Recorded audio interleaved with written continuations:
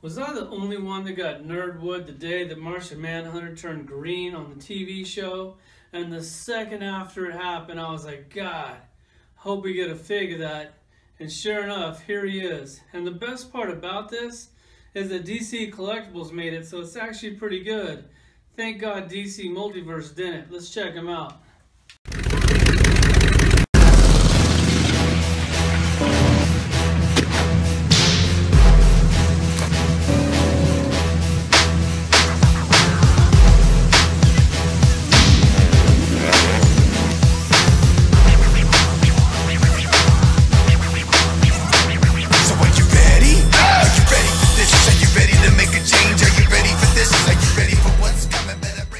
Alright, so this Martian Manhunter is standing at exactly 7 inches tall, and I went ahead and pulled out the collection for one, to show it to you, and two, if I pull them all out, I can dust a tiny little area in my toy room.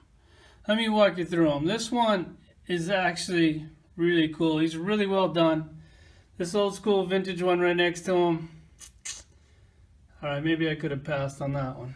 The one next to him, he's got a black costume.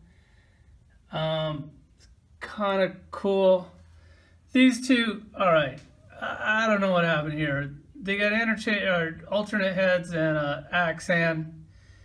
Probably could have saved a little bit of money there, but obviously I chose not to.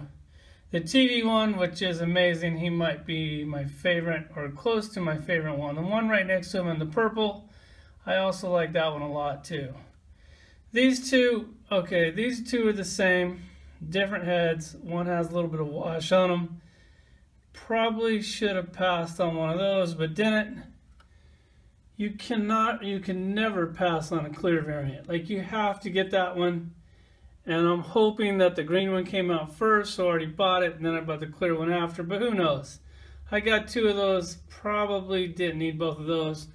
Then you got this one where he thinks that he's the Hulk. Let's get back to where this review is supposed to be focused on. Alright, so here's this Martian Manhunter, and this head sculpt is flawless. Like, this thing looks perfect. Like, this actually looks better than he did on the show, probably because this isn't computer generated.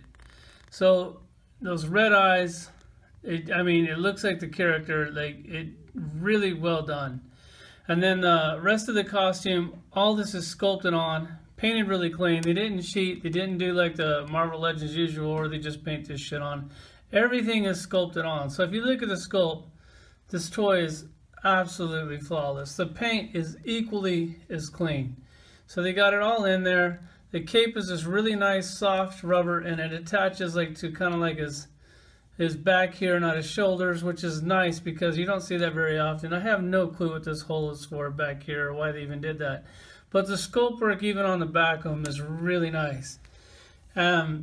Where this figure starts to fail just a little bit, like I'm cool with it, but I know a lot of you guys wouldn't be, is the articulation. The head is on a ball, but you don't get a ton of movement out of it. The shoulders are also on a ball, and it's like that part, it looks like it's supposed to go over on the shoulder. I can't get it over, and it's like pinching right there because this top part is like a rubber that they glued on as like part of the cape. So it won't go over that, so you have very limited articulation on the shoulder. Normally I like the single elbow over the double elbow, but this one barely moves at all. It does rotate too, which I really like that. Yeah, I really like that. So anyway, down here on the wrist, it looks like it has like a little bit of a ball on there. It's not really a full hinge unless that one is stuck. Yeah, not much movement there. So the articulation is definitely limited. And then the ab crunch, it looks really clean. You're not getting a whole lot out of that either. Then it has the thigh joint, which looks amazing until you move it. And then that's not working at all. They don't go back at all because they do that like weird butt plate over it. So the leg won't go back. It does have a double knee that actually works really well. That's pretty much the only joint on that does work really well. And then it's weird, like on the ankle, they just went with this giant hinge on here with no pivot, unless mine's stuck really, really bad. But I don't think that's the case.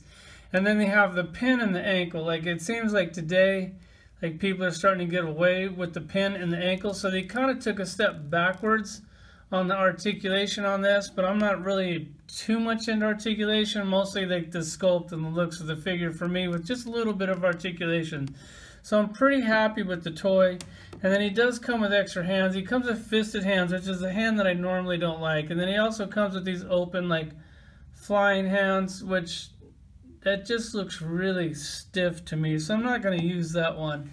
And then it has these weird, like, open hands. Like, it looks like, why is that palm so long? Like, I actually put these on him, and it kind of looks like monkey hands. Like, I know he's a shapeshifter, but I can't imagine that he'd want monkey hands. If you don't think so, I got a little comparison right here. So we got a monkey hand, and you see that they're very similar. So it's got that long ape-like palm in there. So normally I'd go with this hand.